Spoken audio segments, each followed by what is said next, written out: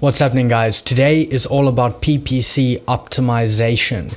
We're going to take the campaigns we created in part 1, which you can check out up here if you haven't seen that. But we're going to take those campaigns, we're going to generate ad reports, and then we're going to create insights from those reports. And we're going to choose specific keywords and which campaigns those go to. We'll also choose which campaigns we pause and which ones we really double down on. Now, at this point, your campaigns should have been running for at least 2 weeks, between 2 and 4 weeks. And generally, the longer, the better, because you're going to have more data to work with. Now, it's important to know Amazon has a 48-hour or 2-day processing time on data. So you never want to be looking at PPC data that's from today or from yesterday. It has to be from 3 days ago if you want consistent and accurate data. So anytime you generate reports, make sure the end date of that report is at least 2 days ago. So let's get going. First, you're going to jump on Seller Central, hit Advertising, and then Campaign Manager. Then once you're in the Campaign Manager,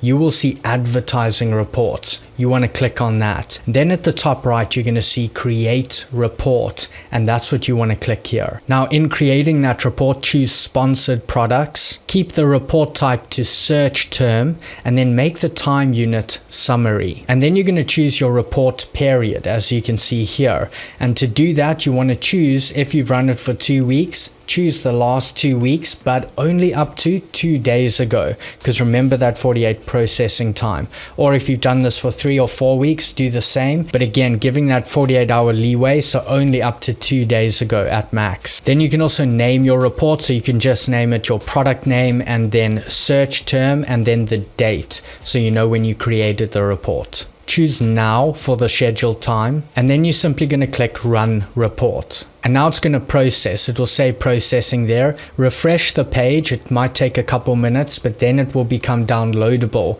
And you want to click that little download icon and save this to your computer. So now that you have your report, let's jump into the report. Let's have a look at what you'll see, how you can organize this, and what insights you can pull from it. And so you can see I have this report here on screen, and you'll notice there's a lot of different sections, and you will see these as well when you download it. But the most important ones are the ones we're focusing on today, and they're going to be this main section here, up to 7-day sales, and also ACoS. Now, yours won't come out with colors, but all I've done is color coded the broad ones yellow, the automatic ones orange, and the exact ones green. And you can see this is a minimized version just for time so that we can go through it, but you would go through it for your full keyword list that you get back for this. Remember, the report might also hold multiple products, but you named your ad group well in the beginning, so you're going to easily be able to identify, okay, this is our wood kit broad, wood kit auto, wood kit exact. So that's how you can focus in on the product you're busy evaluating. And then you can just delete the others from the report so you can focus in. So now that we have the report, our overall goal here is to optimize our ad spend. We want to focus on the best keywords that are going to convert and bring us more clicks and sales, so we can raise that organic ranking faster. And we're just focusing on the ones worth focusing on. We don't mind paying for them. The poor performing keywords, we want to move away from those as quick as we can, so we reduce wastage and again bring that ACoS, that advertising cost of sale, way down. And we'll explain ACoS in a minute.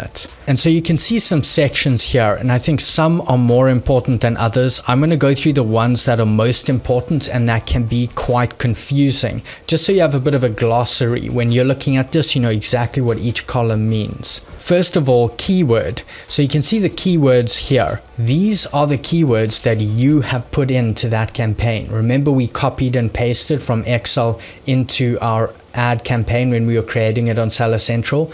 That's the keyword you chose. But then you can see over here, customer search term. And that can be really confusing. Why do I have like 2 keywords? Well, the customer search term may actually differ from the keyword, particularly if you're doing broad, because remember, when running broad, Amazon will run you for related terms to the keyword you put in. And so here you can see, although we had woodworking tools there, it ran us for woodworking tool kit. That is exactly what the customer typed in. It wasn't our exact keyword. And remember, we also did negative exact match, But putting that aside, this is the keyword the customer typed in. And you can see how important that is, because now we know another keyword we should be targeting. If that converted really well or got a lot of clicks versus impressions, then we know we need to be targeting that. And that's where testing and the value in testing comes from. So keyword, what you put in. Customer search term, what the customer actually searched on Amazon before seeing your ad and clicking on it. Impressions. Also, people get confused with this one. It is simply when someone sees your ad. Whether they click on it or not doesn't matter. If they typed something in on Amazon and saw your ad and scrolled just past it really quickly, or they clicked on it, either case, they saw your ad. The way I like to remember this is your ad had an opportunity to impress them. So it's an impression. Anytime they saw your ad or it was on screen in front of their eyes, it's an impression, counts as one impression. And then clicks, of course, the simplest one. This is every click that a customer makes on your ad. So they have to click on it. Each customer click counts as one click. Now these two are actually very important because they're related. For example, clicks here, you can see, okay, we got one click from 16 impressions. So 1 out of 16. And then you can see here, 4 clicks, 4 out of 41. So you start to get like a ratio. For example, here we got 1 click out of 2 impressions. So out of 2 people who saw our ad, 1 clicked. That's a lot better than out of 16 people who saw our ad, only 1 clicked. So you can see how that allows you to actually put value on your clicks when you do the impression click relationship. Click-through rate. So this is simply the percentage of clicks relative to impressions. So practically that relationship we just spoke of, but as a percentage. So you can see here we had 4 clicks from 41 impressions. So that would be about 10%. 4 is 10% of 40. And as you can see, the click-through rate is 9.75%, so almost 10%. So it just shows that relationship. The higher your click-through rate, the better. Cost per click, another really important one, and this is not your bid.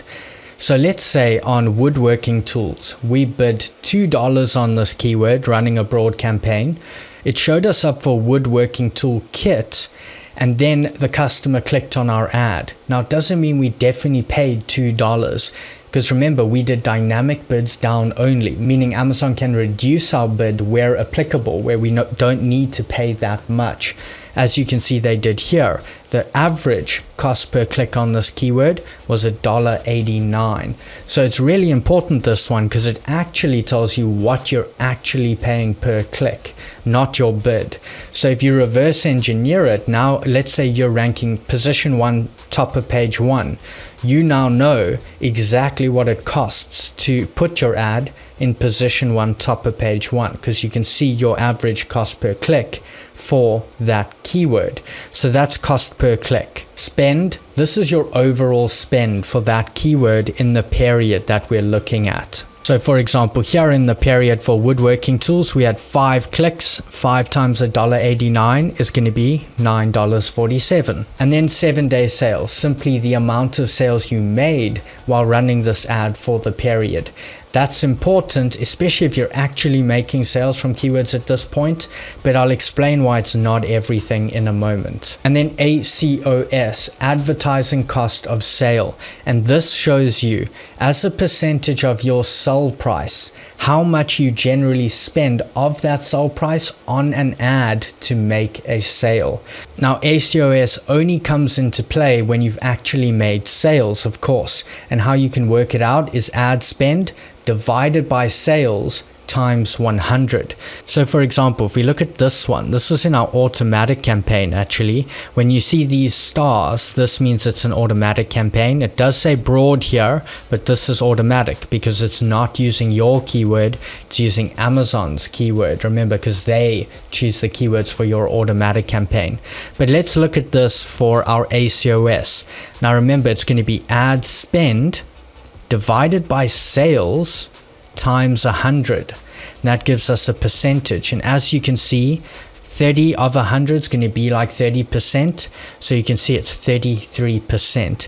And what that means is that of your sell price, on average, you're spending 33% of that sell price to make that sale.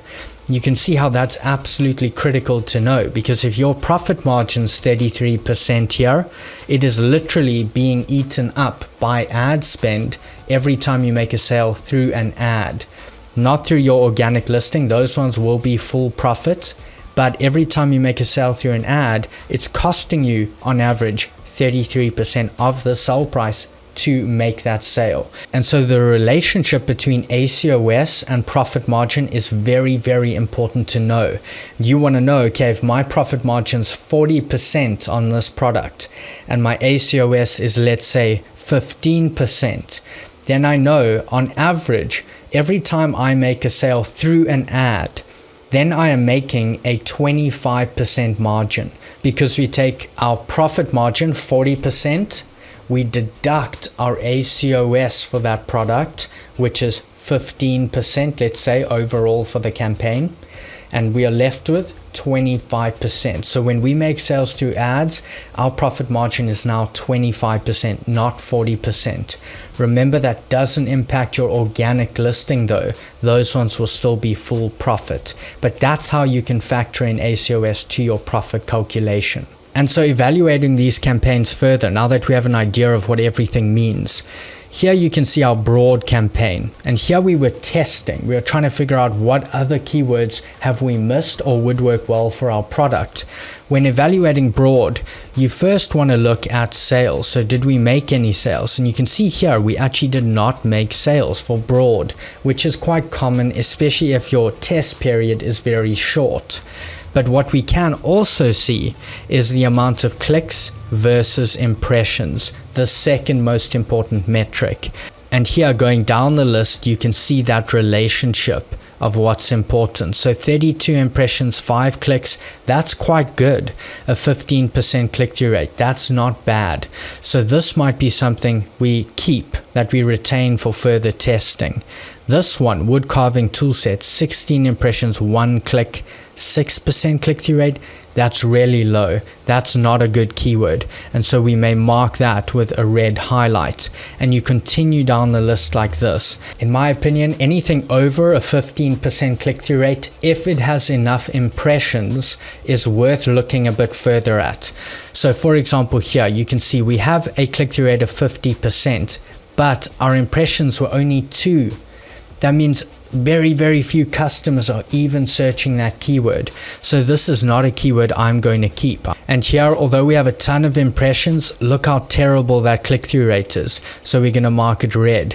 And so you keep doing this, only retaining those that you would look further at based on either sales or a high click-through rate. It shows you that when people type this in, they found your product very interesting and you can convert them in future. I'll explain why.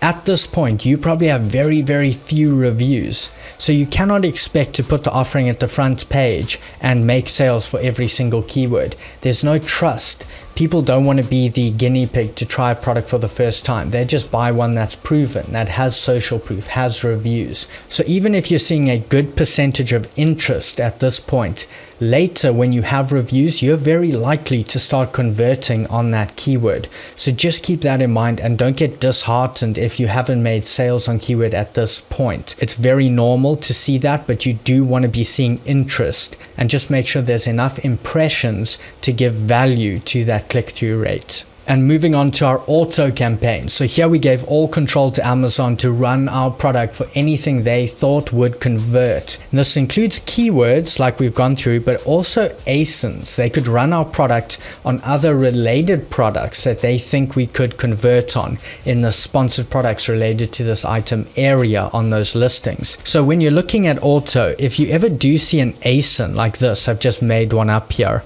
but when you see that, what that means is that the customer found your product via another ASIN. They were probably looking at one of your competitors, and you can type in that ASIN to Amazon to figure out which competitor it is, but they found your product in, for example, sponsored products related to this item on a competitor listing and then click through to your listing. Of course, that can help you in terms of product targeting if you want to do PPC product targeting instead of PPC keyword targeting, but that's what those mean. Don't get confused by those. And then here you can see keywords as normal. So here we're going to do the exact same thing, but you can see at the top here, 0 sales, woodworking kit for adults. We actually made some sales here. So this is really important, and this is very good because we have low reviews at this point. This one also made sales. Generally, my opinion is if I'm making sales for it at this point, I'm going to keep that keyword for sure. And then you continue again using your click-through rate and making sure the impressions give that click-through rate value. Here and here are not good click-through rates. This is a great click-through rate, but only 1 impression, 1 click. So we're definitely not keeping that. Here we made quite a few sales, so we're definitely going to be keeping that one. You can see here that our click-through rate is actually quite poor. And this is because this is a very, very strong keyword. So we got a lot of competitors here, a lot of high review competitors here. So that is to be expected. But the fact that we're already making sales for that keyword tells me that when we have more reviews on this product, we're going to do very, very well for this keyword. And on all of these, we actually made sales. So we're going to highlight these green. And then you can see our wax carving toolkit. So they ran us for that. Pretty low click-through rate and no sales, as we would expect, because it's not actually a wax carving toolkit. And then exact match. This is the most important one, and of course this is going to use our exact keyword. So you can see our keyword here and our customer search term is exactly the same, because in exact match Amazon only runs you for what you put in there exactly, and so they will match 100%. Now when it comes to evaluating the exact match campaign, we do know these are our strongest keywords, so we're going to be more lenient on them, because remember, we don't have a lot of reviews. So at this point we do want to be careful with just discarding one of our best keywords because it didn't perform well in the past 14 days. So when you do find a poor performer here, just mark it yellow. We're not going to completely remove that. We might adjust bids or raise the bid later when we have more reviews to really start targeting that keyword again. But that's important to know. Exact match, just be careful because we know these are very, very good keywords for us. On this first one, we made sales, so we're definitely going to keep that. On this one, no sales and low click-through rate, so we're marking that as yellow. Woodworking tools and accessories also got sales. Wood carving kit got sales and also decent click-through rate here, so this could be a powerful keyword. Woodworking tools got sales. Wood carving set also got sales. Woodworking tools got a ton of sales. You can see here this keyword did very, very well. The click-through rates are low, again to be expected with low reviews, but we are 100% going to be keeping that. Wood tools itself did very poorly, and maybe that's because people are looking for different wood tools, maybe like lathes or bandsaws, big wood tools. We're not sure, but maybe less relevant, so we'll mark it yellow. And we also got sales on all of these down here, so we're going to mark them green. So you can see at this point, I'm not focusing on ACoS. I'm not focusing on the advertising cost of sale because I'm expecting it to be really bad at this point because we don't have the reviews just yet. We're looking for inklings as to which keywords we should really focus on, which ones we might have missed, and which ones could convert really well for us. Now at this point, there's really 3 outcomes. Number 1 is you feel you don't have enough data and you're going to run this for another 2 weeks. Number 2 is that you choose to optimize this fully, and that's what I would recommend if you have enough data, and that is you're going to go through broad, and all the green ones you are going to move those into exact match and use the same principles we went through in part 1. You're going to do the same for automatic. The green ones are going to move into exact match with the same principles. At that point, you're going to pause both the broad campaign and the automatic campaign. Don't delete it, pause it, because there's a theory that you lose less keyword indexing if you pause rather than delete. So just take note of that. And then what you're going to do is go into exact match, and the yellow poor performing keywords, you're going to reduce the bid slightly on those so we don't get a wild ACoS, and we're going to keep focusing on the ones that are doing well while we build up more and more reviews. And we're also going to start targeting our good performers from our test campaigns, and those should help us also improve clicks and sales. And the third outcome is that you potentially have a really profitable automatic campaign. I've seen this happen a few times. And so what you could do is optimize to exactly like we just said, but what you also do is continue running just the automatic campaign as well. If it's profitable and bringing you sales and has a decent ACoS, a low ACoS, sub 30, then that's worth continuing with for sure.